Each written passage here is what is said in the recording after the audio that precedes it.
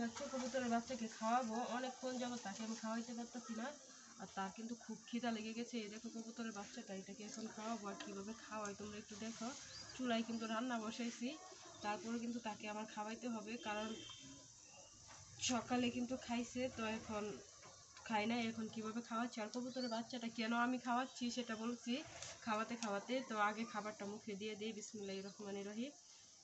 ওকে এমনভাবে খাওয়ানোর কারণ হলো, ওর মা 2টা বাচ্চা দিছিল, তো দেওয়ার পর অনেক জায়গা থেকে, এই যে বিড়াল বলে না, বিড়াল, তো গ্রামের বাড়িতে তো ইঁদুর বিড়ালের অভাব নাই, সেই বিড়ালে মনে করো যে একটা বাচ্চা নিয়ে গেছে। যখন একটা বাচ্চা নিয়ে যায় তখন কিন্তু তার মানে মা খোপের ভিতরে আর যায় না তাকে খাওয়াতে। আর যখন তার মা খোপের ভিতরে যায় না খাওয়াতে, তখন তো বাচ্চাটা একদম যদি না খায় তাহলে কি আর কোনো মানুষ কোনো প্রাণী বাঁচে? তো সেই ক্ষেত্রে আমি তাকে ভাবলাম যে এরকম করে খাওয়াই, এরকমভাবে খাওয়ালে হয়তো সে হবে। তো আমি মানে একটা ন্যাকড়ার সাহায্যে তাকে আজকে ফিড দিয়েছি। আর এই 4-5 দিন যাবৎ শুধু দেশি খুদ, মানে ছোটো ছোটো গুঁড়া গুঁড়া খুদ, এটাকে এরকমভাবে মানে কাপড় দিয়ে খাওয়াইলে ও কিন্তু খায়। খাওয়া শেষে কিন্তু ওকে যে এমনভাবে আমি খাওয়াই আর কি কাপড় দিয়ে, তেমনভাবে খাওয়ানোর পর মোটামুটি মাশাল্লাহ ইনশাল্লাহ আগের থেকে অনেকটাই মানে পরিবর্তন হয়েছে। তো এখন মনে করো যে আমি চুলায় রান্না বসিয়ে দিও কিন্তু তাকে খাওয়াচ্ছি। তো ওরও কিন্তু খুব খিদা লেগে গেছে, অনেক পরিমাণে খিদা লাগছে তার, যে খিদার কোনো শেষ না। একটু পানিও দিয়ে দিচ্ছি, কারণ গলাটা মনে হয় শুকিয়ে গেছে, অনেকক্ষণ যাবৎ কাজ করতেছে।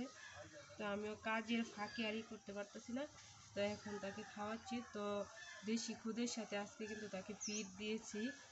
তো ফিডটা দিলে মানে তার শক্তি বলটা একটু বেশি হবে, আর তাড়াতাড়ি গ্রোথ বাড়বে, তাড়াতাড়ি মানে বড় হয়ে যাবে। তো সেই ক্ষেত্রে একটু ফিড দিয়ে তাকে আজকে খাওয়াচ্ছি। আর কীভাবে খাচ্ছে দেখো, এরকমভাবে খাওয়াইলে তার পেটটা মানে তাড়াতাড়ি ভরে যায়।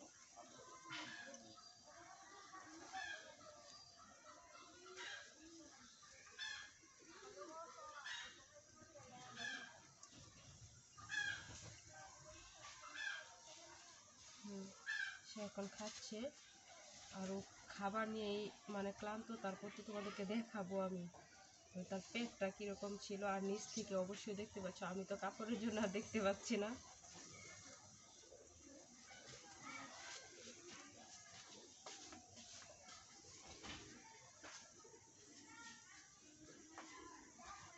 খাও খাও বেবি খাও।